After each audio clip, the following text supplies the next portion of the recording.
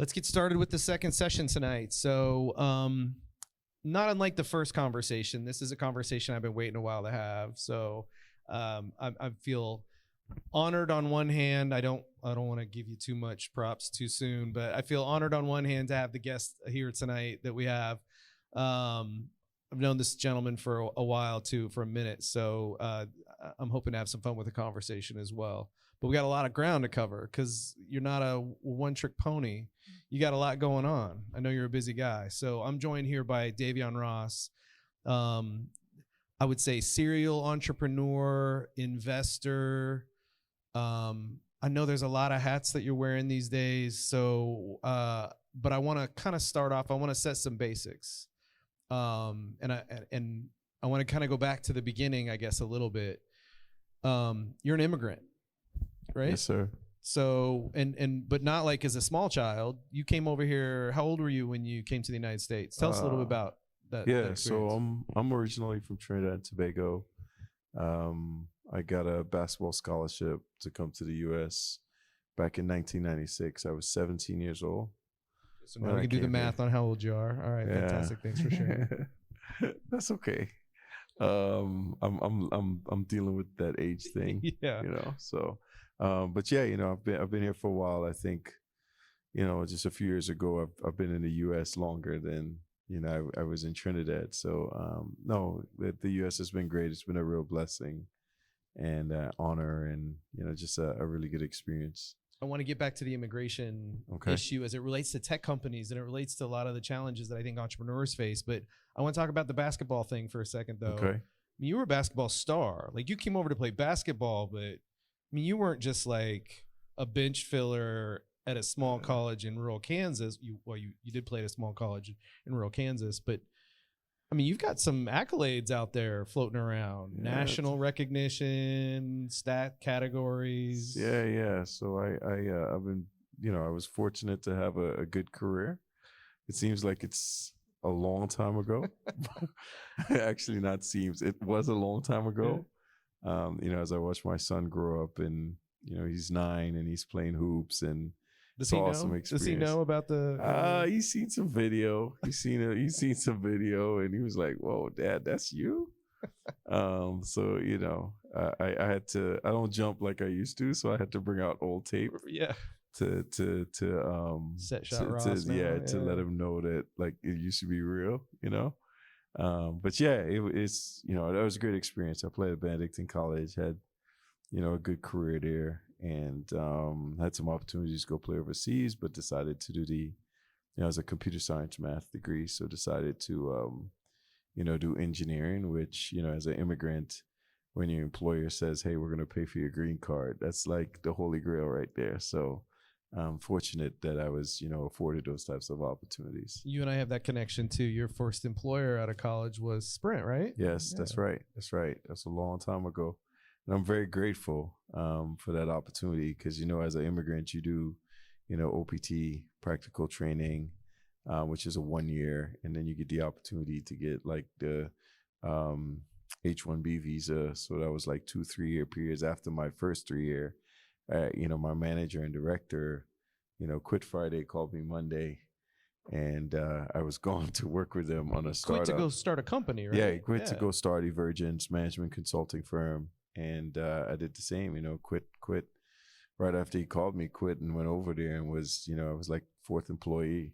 Now, was this your first like real exposure to entrepreneurship?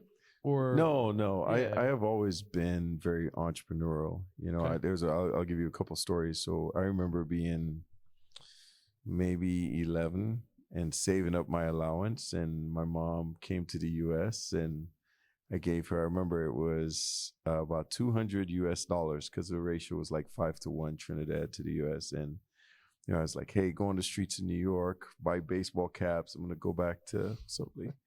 Go back and sell these, and so that was like my first real entree into entrepreneurship, and that worked out really well. You know, you see like 1,000% return, you're like, oh man, I could get used to this. Yeah.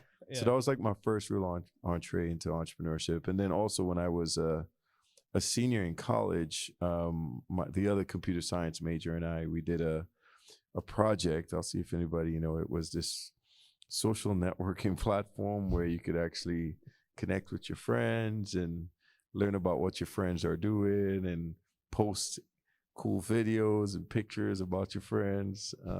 Does that sound like anything? Yeah. Yeah. Sounds like So you missed out on a real opportunity. yeah, pretty significant when I think about it. But yeah, so that was back in 2000 before, Facebook and all these things. So, and the whole premise of that was, we're a small college. We need to know where our alumni is. So if you create a platform for them to be able to connect, then you can, and you own the platform as a school, you can know where it is. So when I was coming to Kansas City, I could say, hey, who are all the players that play football at Benedictine and were computer science majors? And, you can actually market to them from a fundraising perspective because they care about football and computer science. So yeah, those were fun days. I remember my co-founder and I at the time, it's crazy because he lived up in Liberty, and we actually put parts on our credit card, built our own server, and it was the craziest thing because he lived so far in Liberty, we couldn't get DSL out there. So we had to go and negotiate for them to kind of run cable for us, and we had the server in his mom's basement, and because we were both in apartments, and man, so I had a couple Stereotypical in the mom's basement entrepreneur right there. Yeah. Shout out to Linda Hoover, who would always feed us. I worked for a startup where we built our own machines too, man. Those were the days. There's not a lot of that still going on. Yeah, there was a computer store. Yeah, like if you think about it, like Amazon and AWS has really disrupted that, right? And so the server we built, it probably cost us about 15 to 20K. But if we went to purchase that from an HP, it would have been 150K, right? Maybe 200K. So we actually built all the components and all the parts, put it together, loaded the OS on there, still using Linux at that time.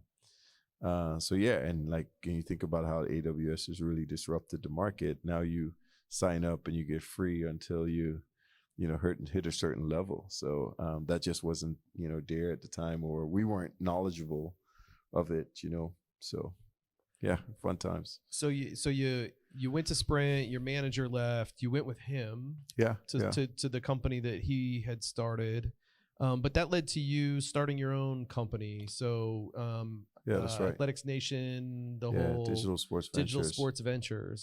So talk a little bit about that. Yeah, so I mean, that management consulting company, our professional services, we grew to probably about 100, 120 people, mostly in professional services. I was, leading projects across,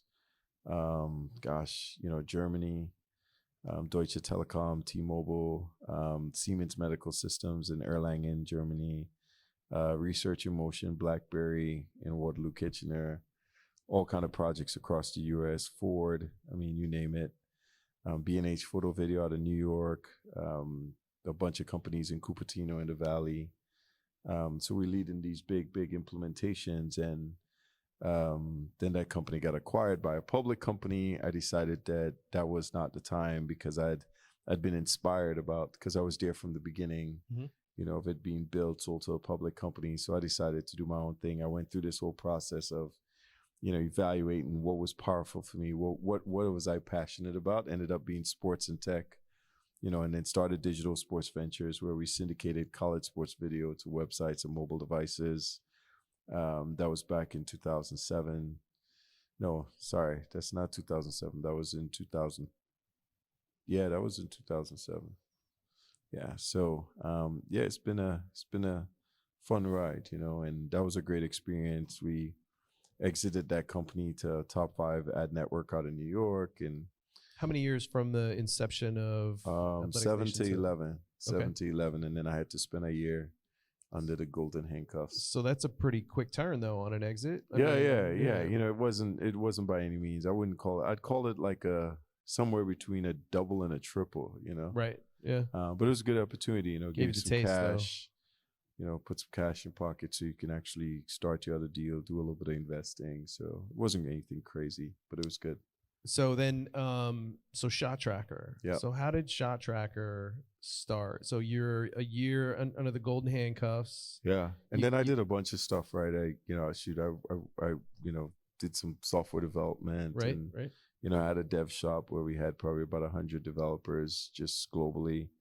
and we were just building products. Initially, it started off as my own little lab of wanting to like figure out what's next for me, and it turned into like doing some pretty big projects for Sprint, for Freight Quote, and for many others. And did that. Then my co-founder was actually shooting in the backyard with his son, Bruce Yanni, awesome entrepreneur here in town.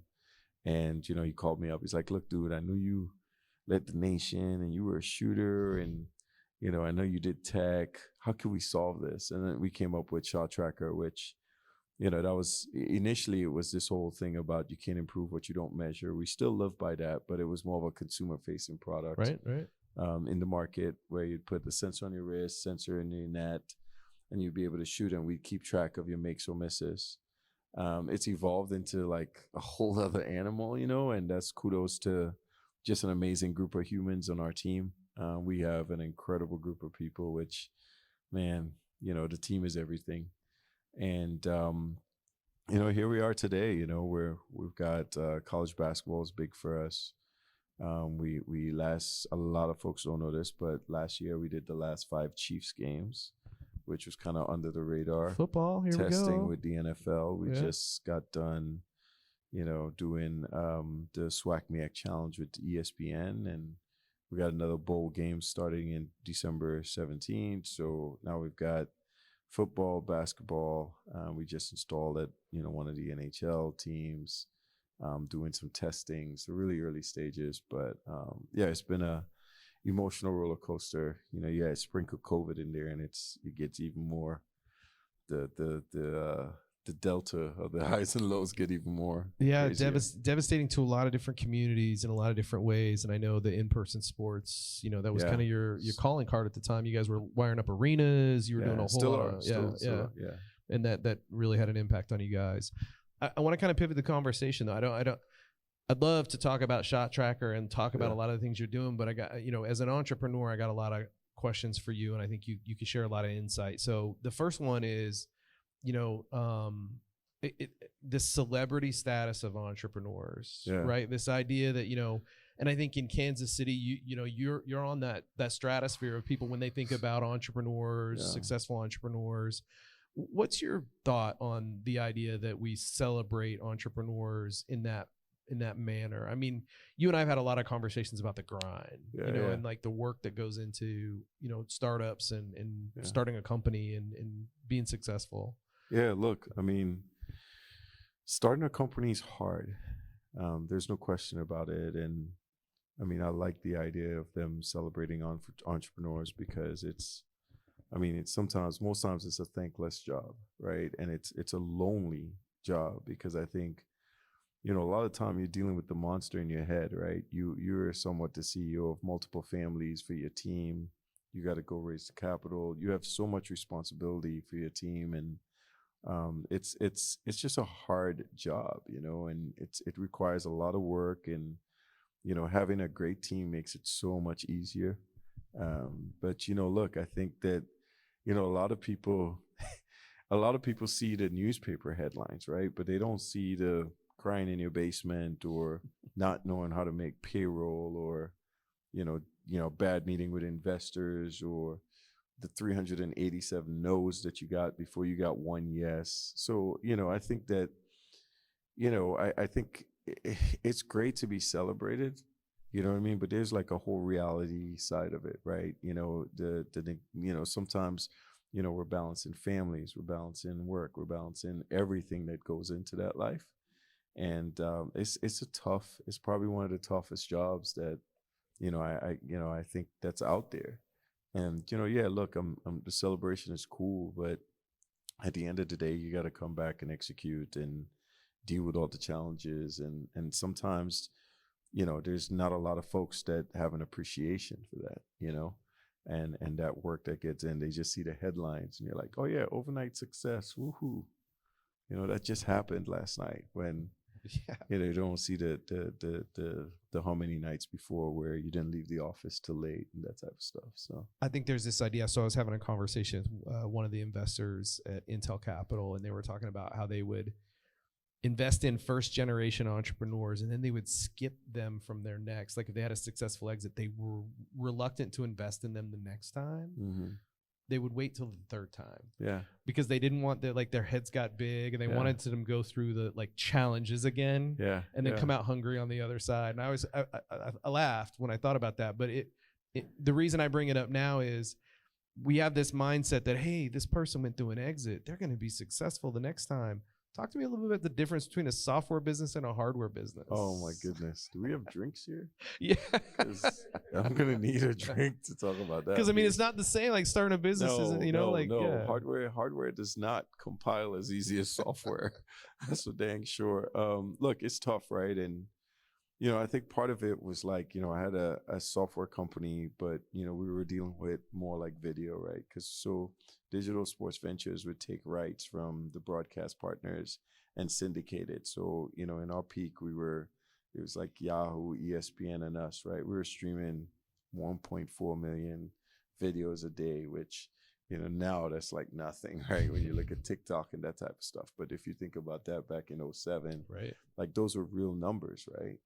And that's why the ad networks was interested, because that was money.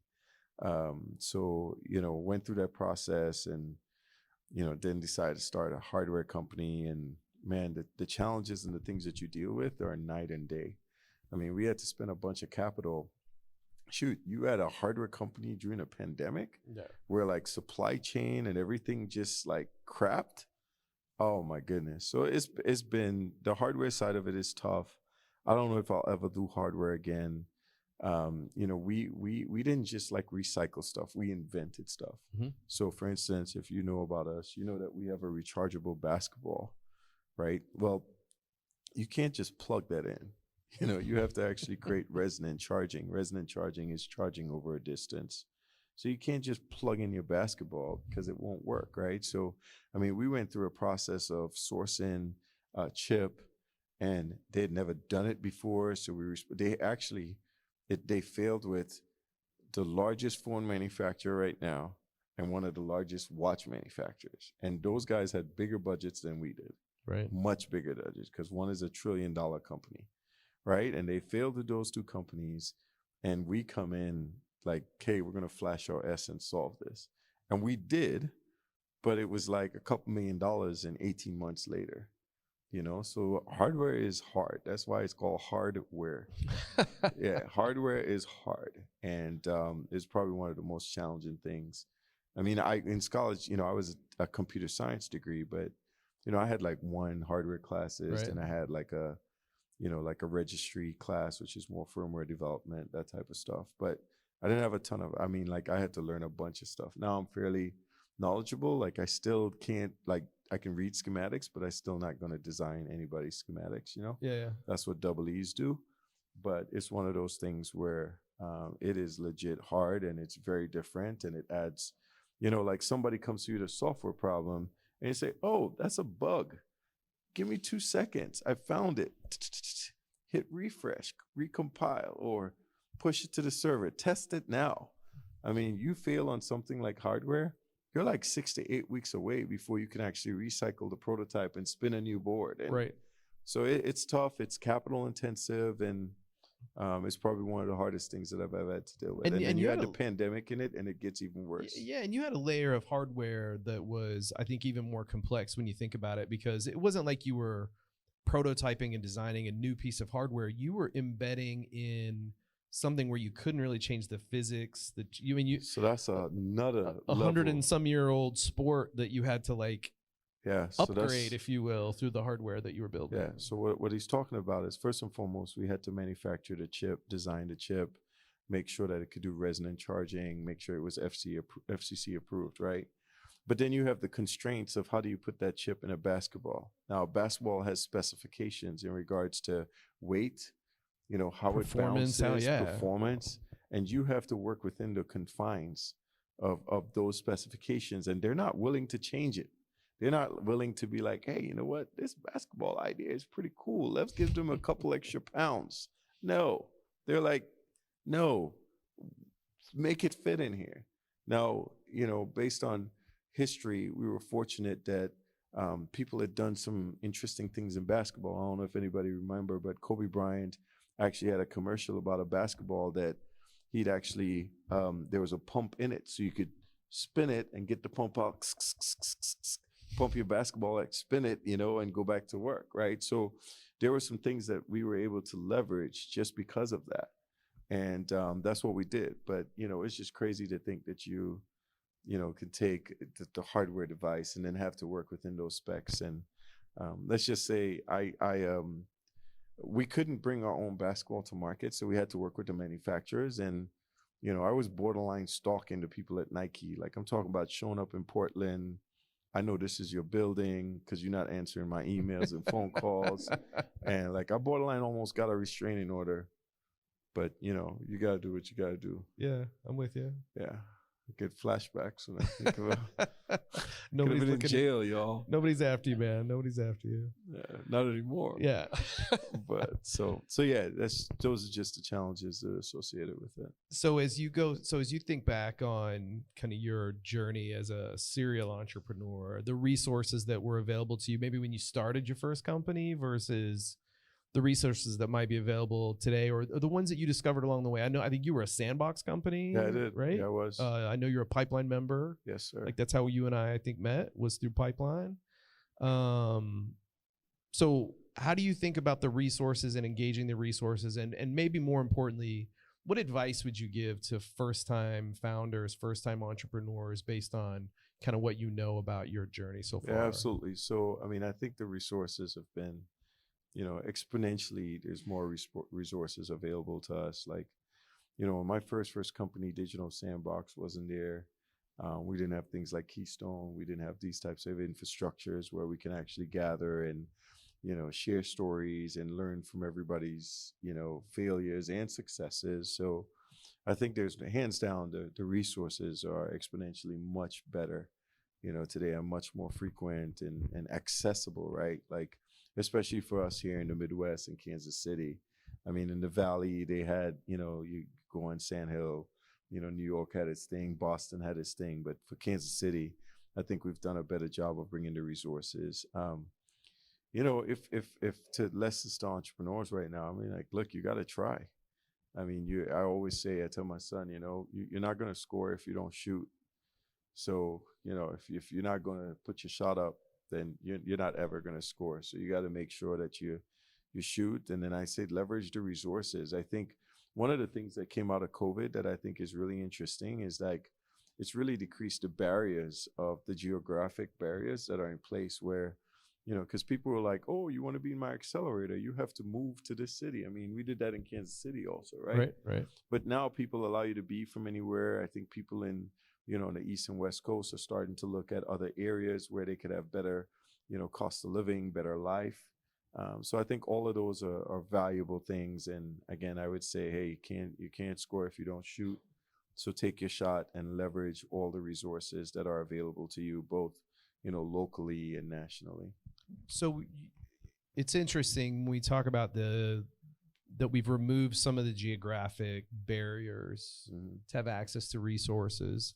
One of the ones that still seems to present itself most often, and I don't know that I know this isn't just a Kansas City issue, but it's access to capital. Yeah. Right. And I still see, you saw the VC swing of, I still think of Nate, right? I still think of Ag Local when he had to move to Silicon Valley. He had to take an ag-based company that was from Kansas City that belonged in, like industry-wise, relationship with the farms-wise, everything. But in order to get the investment from Andreessen, he had to move to the Valley, right? Then I saw this swing where it was like, oh, we'll put an office in the Midwest and we'll look for companies, but we still really kind of want him to move out here. We want him to put resources out here. I think of the gentleman from Des Moines, I forget his name, who had to move his company up there, or had to move part of his company. And there was like this big scene where there was a movie. It's like when the Colts left Baltimore, like the moving van in the middle of the night, and a lot of the employees moved to Silicon Valley. Then you saw where they were like, all right, we'll invest in place because the runway is better. Yeah. And we'd rather put our money in a company that's in Overland Park or in Kansas City, Missouri, because the burn is going to be less, and they're going to. But we still have challenges with access to capital. So why do you think that is? Why do you think that the flow of capital, while the geographic boundaries have been somewhat removed from the conversation, there still seems to be a struggle with access to capital here? What's your perspective maybe on that? I think that there is still a stigma associated with the Midwest.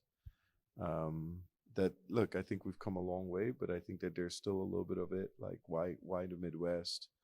I think, the last few years we've seen some like unbelievable companies, whether it's Backlot or whether it's RX Savings, and I mean, seeing really big deals. And I think that helps to put us on a map per se. So I think that that's great. It's exceptional for Kansas City, but I think that maybe there was a perception that we can't do big things here. And I think, the entrepreneurs, kudos to them, are somewhat breaking down those barriers that traditionally, were up. So I think that that's one thing. I think that, a lot of times in Kansas City, the access for capital, like I feel like you can get access to angel dollars if you have the right relationships, right? Which, I think the relationships, especially for like underrepresented founders, is somewhat challenging, right? Because underrepresented founders are dealing with a whole different dynamic that, others may not be dealing with in regards to access to relationships, being able to have the right conversations with the right people. I want to get into that in a little while. I want to start with the idea of entrepreneurs as investors, because I know you're an investor too. Yes. And I want to talk a little bit about your perspective around the idea that, are entrepreneurs the best investors? Like, I don't know where I sit on that, right? Like, so I think that there's some value as having an entrepreneur as an investor, right? But I think that there's also some disadvantages, right? Because a lot of time entrepreneurs think like, hey, I did this widget, so I probably know everything associated. So there's that mentality. But then there's also the mentality of, hey, I'm an entrepreneur and I get like what you're going through because I had to live it. And that really resonates entrepreneur to entrepreneur. Like when I tell you, like, I didn't know how I was going to make payroll at a period of time, that's not like a joke. That's not fiction. That's real, where I'm trying to figure out like, okay, payroll is going to run on Thursday for next week. And when they run on Thursday, they don't say have the money in here when I cut the check. They run on Thursday, right? So, just being able to resonate and to think through some of the challenges, because I think a lot of times some investors, I won't say all, and I don't want to some investors are a little bit removed from the true grind that's entrepreneurship. And, I think that, so I think that's a challenge. So I do think entrepreneurs as investors is great. I've been very fortunate to, I've done quite a bit of investing alongside Toby and Paul Morris and a few others who have pulled me along. I've pulled them along, and that's been a really, really good experience for me. And it's something that I really like doing. Has it made you a better entrepreneur? Yes, it has, because seeing all these deals, I start asking questions about the deal that when I actually go raise capital, I know what questions are going to be asked of me because it takes a different hat. So I do think it makes me a better entrepreneur. I think it's this crazy loop, right? Like, be a better investor makes you a better entrepreneur. Be an entrepreneur, it makes you a better investor. It's like this vicious cycle that we're living in that I think it's, in my mind, it's actually really helpful. And I mean, for me, my investment approach is like, I have a tech background. So right. I try to stay with tech companies because I understand what they're doing, what they accomplish. I understand the IP. I understand like the patents and that type of stuff. So for me, that's what, but I've touched some other stuff. Like I've touched some ag stuff like Prairie Foods. And I mean, granted, that's kind of ag tech anyway. But yeah, so let's talk about some of the other stuff that you've touched, because it's not just as an investor, but it's also as a, I would say a managing partner. But like, so let's talk about Coalition Ventures. For sure. And because I think that ties a thread between a couple of the things that you've mentioned: access for founders of color, underrepresented, under-resourced founders, but also, some of the. You had mentioned something earlier about you were able to pull something off that $1 trillion, technology company wasn't, and there's this idea of this relationship between big and small. Yeah, and I'll say we. I can't take all that credit. No. No, for sure. You've always been a team. No, I appreciate that about you. I always appreciated that you've always been by your teams. Man. Those people are for real. Yeah. So, how did Coalition Ventures come about? So, let's talk through that story a little bit. So, we were going through a period of time. What is Coalition Ventures? Sure, Coalition Ventures. Well, I'll give you that in a second because I got to give you the history. So, I am, I have an investment from RGA Ventures, which is one of the largest agencies across like the world. If you're a sneakerhead like me, they brought the sneakers app to market. Nike's been a customer for 30 years. They've done just some of the most amazing things, like the Reddit Super Bowl commercial that was them. I mean, they've just touched so many amazing things. They're really incredible. And they have an investor. I was part of their Dodgers accelerator for when they were actually started working with the Los Angeles Dodgers. And I was blessed. I don't use that word lightly, but I was really blessed and fortunate to be part of that accelerator at the time, which built a relationship with them. And, during the pandemic, and then everything happened with George Floyd. And so the MD there of RGA Ventures, who was a CEO, hit me up and he was like, hey, man, how can we make a difference? And one of the things I liked about RGA is like, we had George Floyd and everybody was like, oh, okay, how do we help? How do we help? We didn't know that this for real. And I'm like, yo, Black people have been telling y'all about this for a long time. This didn't just start, but people weren't necessarily listening. And what I liked about RGA is like up until then, like their portfolio of entrepreneurs, 46% was underrepresented founders. And as I said, this was before George Floyd. So right. I could rock with that. So we went through that process and, they were like, hey, we want to do something. So, they do run venture studios all the time, but we want to do something. And what Coalition Venture Studio is this, a coalition is the aggregation of multiple people for like one goal, right? It's used a lot in military. But from that perspective, they wanted to create this ongoing initiative to really help underrepresented founders and tapped me to really just help them think through it and, build relationships. And so everything from, working with Amazon on some stuff for founders and working with Verizon on, Verizon was trying to do how does 5G change communities of color? So that's a project that we helped them with just to make sure that they understood, like, you can't try to change communities of color and not have entrepreneurs of color solving those problems. It just doesn't work like that. Right. So like just different thought processes around it. And, they're doing a project right now with REI around like underrepresented founders who don't necessarily have the relationships to get into an REI store. So it was one of those things where, I felt very fortunate to partner with them to bring it to fruition. We're trying to figure out like what is Coalition 2.0 because the market has changed. There's so much stuff going on. Mm-hmm. But I feel very fortunate to be able to do that and help other underrepresented founders like either learn. So I do mentoring and,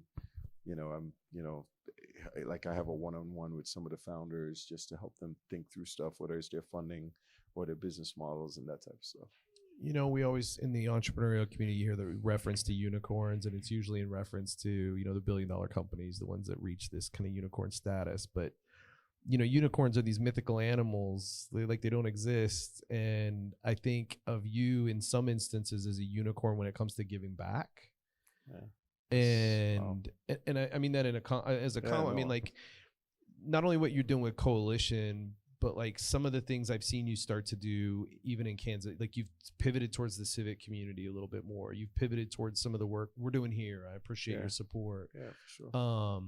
But what is it for you about the idea of giving back as an entrepreneur? And I guess the flip side question is, it seems like a struggle in Kansas City where we have certain entrepreneurs that and I don't want, I'm not calling out anybody by name, but like that don't feel that need, even though the community maybe have supported them when they were, building their company, those types of things. So what's your perspective on that idea of giving back and why we see it and why we don't?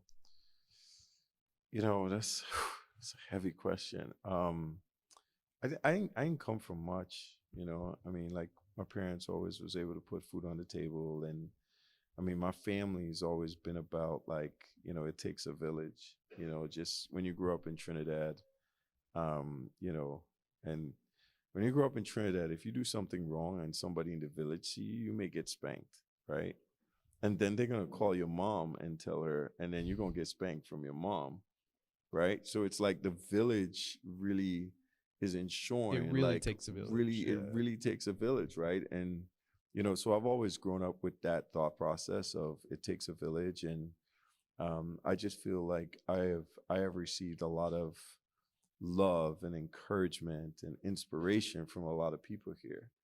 And I feel like it's my duty for whatever I've accomplished, how I've grown, that it was important for me to give back, because I think that, I have been very fortunate to be around some amazing people. Like, I mean, one of my biggest mentors was David Stern, the former commissioner of the NBA. Like, I'd text with David Stern nightly, and I've spent some time with this gentleman here beating me up on my business.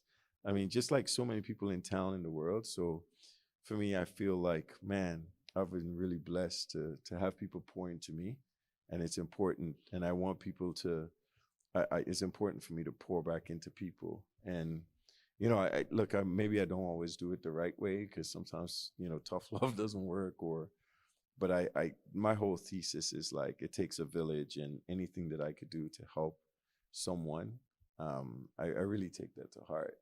And, it's almost like, my contacts are your contacts, or, the things that I've learned is your knowledge, so that you don't have to make the same mistake. So I don't know what, I mean, maybe it comes from my parents probably, but that's just like who I am. And it's how I try to, like, bring my kids up in regards to, like, the impact, because this is all of our city, this is all of our world. And if I could do something to help somebody get to the next step, then that's important to me. So it's, when we talk about the momentum of the ecosystem, Yeah. And I think in 2011, that time frame when, like, Google Fiber got announced, and a lot of us were doing, some fun stuff back then. And there was Brad Feld wrote his book, Startup Communities, and he talked about, like, this 20-year journey to build an ecosystem.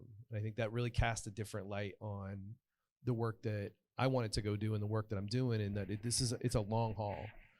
But we always talk about the momentum, and we always talk about these events that happen, and you referenced earlier Backlot, RX. Yeah. And that when those things happen, not only is it just like the light it casts on what's happening in the community, but that we're going to see the benefits from those founders and the benefits from those employees turn back into the community. But if everybody doesn't have the same perspective you have, we've had other exits, big exits in Kansas City's history, and those founders have not done those things. So I guess maybe that's more of an editorial comment than anything.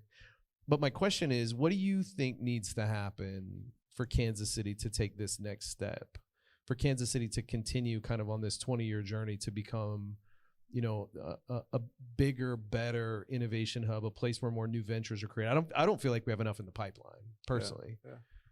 Well, I think it's, first of all, like, appreciate everybody coming out. I think that these are the types of things that, we have to foster in our communities. I think, I have a lot of entrepreneurial friends that are giving back, that are investing in different companies. So although there's some that don't, I know that a lot that are.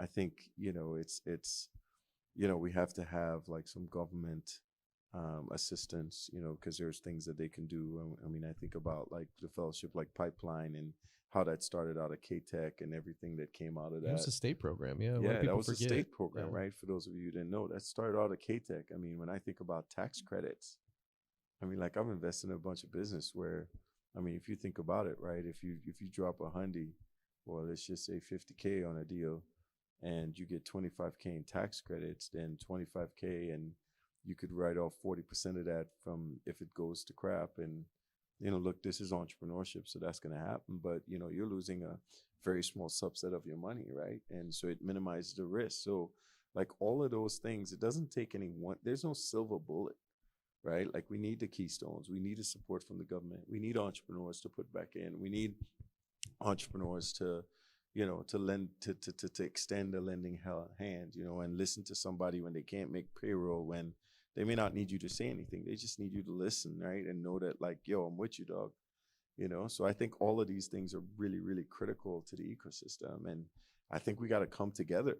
I think, like, a lot of folks think that, what they're doing is mutually exclusive from what others are doing. But like, yo, we got to come together and like chip in, because like this is real village work.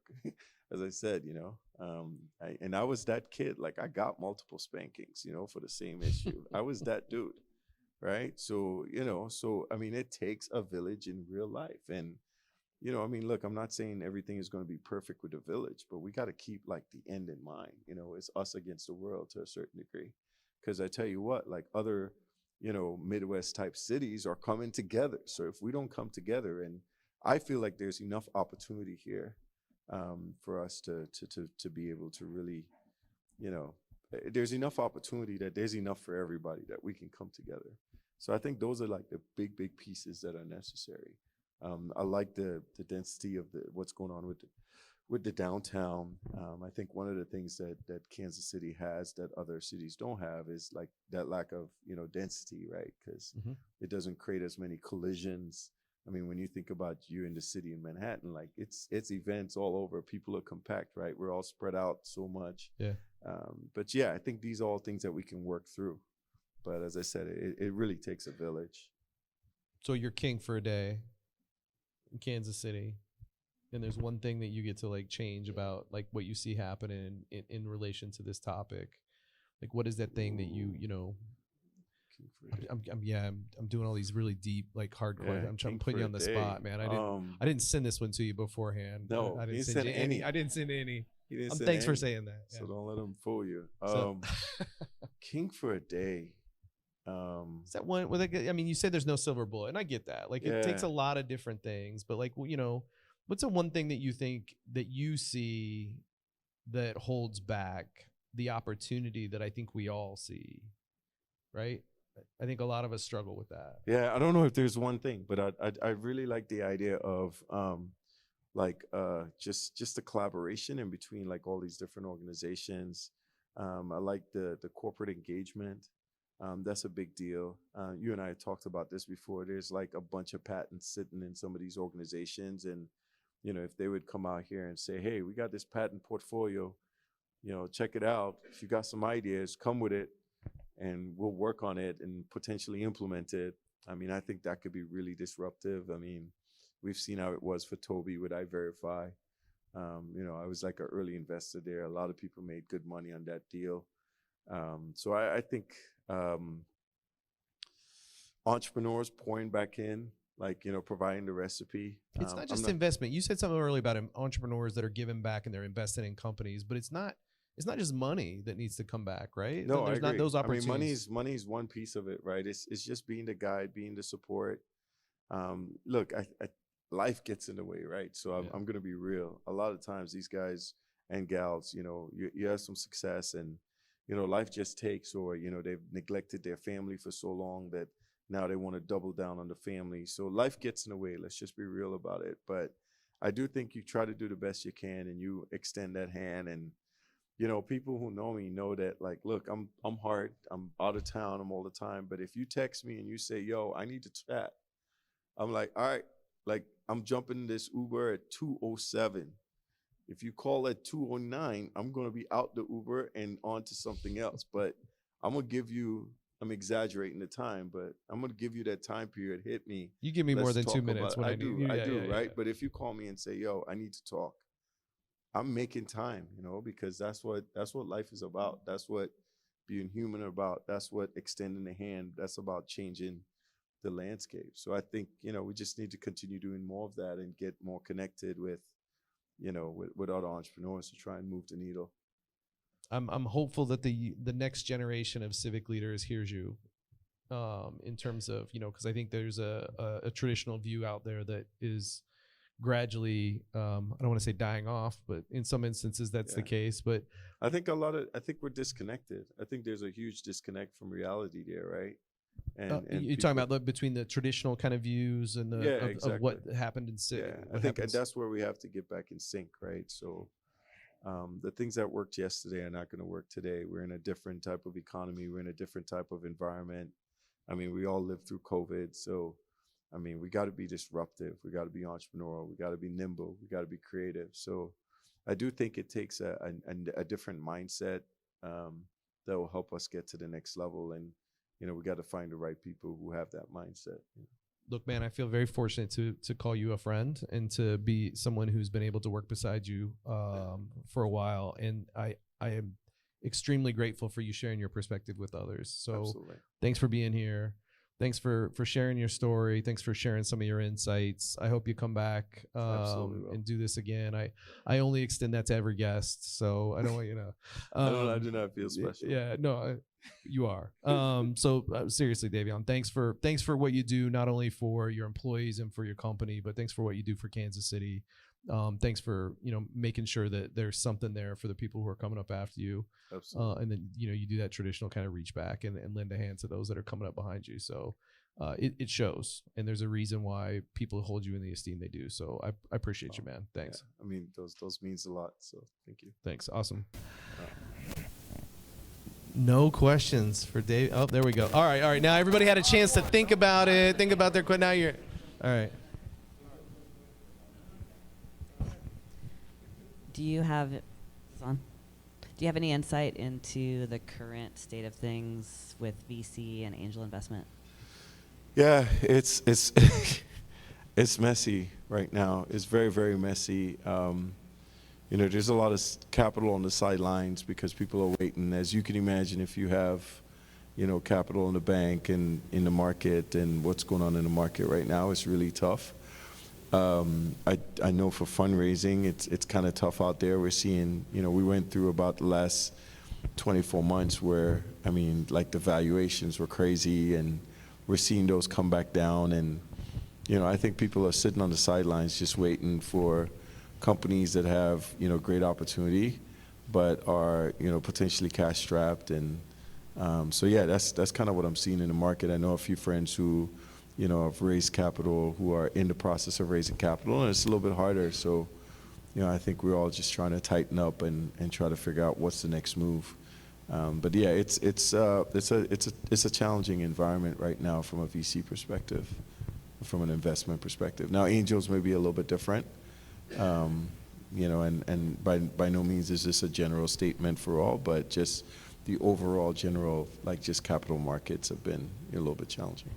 It's interesting because all the data suggests that people that invest in a downturn, and especially into somewhat like innovation and some of these things, end up coming out far better on the backside of these things. So it's always an interesting, when these things first hit, when you've seen these cycles repeatedly, being older than you, I think, the people who jump in, who stay in, actually do end up doing better. So. Well, I think that's if you have cash on the sidelines, right? But if you had your money in the market, now you're like, shoot, I don't want to sell low to go buy. That's right. So it just depends on the dynamic. Oh, and thank you for being here, by the way. And thank you, Kevin, for putting this out pretty much every Wednesday. I'm not really sure how you do it, but thank you. Superhero, man. I know he is, with his black shirt, too. Yeah. But so my question, and the reason why I'm asking this is because I walked in earlier and I heard you kind of talking about it, so I missed kind of like the beginning of it. But I'm like in the tech space as well, and I'm trying to use basically hip hop to basically talk about mental health. However, one of the problems that I face is due to hip hop and its nature. Most people don't usually open up to it, but I'm building AI to basically match people based on what they watch to a psychologist. But I use hip hop to talk about it, which has become such a challenging thing for me because the moment I mentioned Kendrick Lamar, people are like, ooh, that's a bit dicey. So how can one navigate in that space and be authentic to themselves at the same time? Well, so you may have noticed, but I'm not a hip hop artist or anything like that. But I like hip hop. I think the state of hip hop is really tough right now, just given the dynamic. I look at it as will my kids listen to it? There are a few artists right now that are doing some really interesting things that I think, a close friend of mine, D1, who is a mission vision, and his message is different. I think that it's tough to use something that has a certain experience, meaning, and connotation to it, because now you're educating people twice. You're educating them around the perception around some of the things that's going on, and then you also have to educate them on your business. I don't know a ton about your business, so I mean, take it for what it's worth. But I do think that there are, things that you have to take into consideration as you can bring that message, and maybe there's some alignment with individuals that mirror what you're trying to accomplish, because you're trying to accomplish something good. It may be important to get the alignment with the right folks to tell the right story, so that you don't necessarily have to use some of the, there's positive and negative right now in the market, right? But you can kind of get closer to the positive than the negatives. I don't know too much about your business, so it's really a tough question. So I'm just giving you my perspective on kind of the landscape that I see as it relates to hip hop and what's going on. Like, I have 9-year-old twins, so I kind of think about it like, would I let my kids listen to it? That's like my, and I like when, my son is running through the house singing, I Know God from D1. I like that better than, bees and guns and, that type of stuff. So it's a balancing act, and I think you just have to align with the things that resonate with your beliefs and your business and how you can make that happen.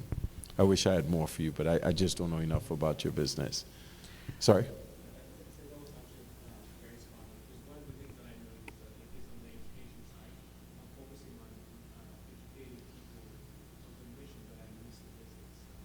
Yeah, I mean, you may want to talk to Roy.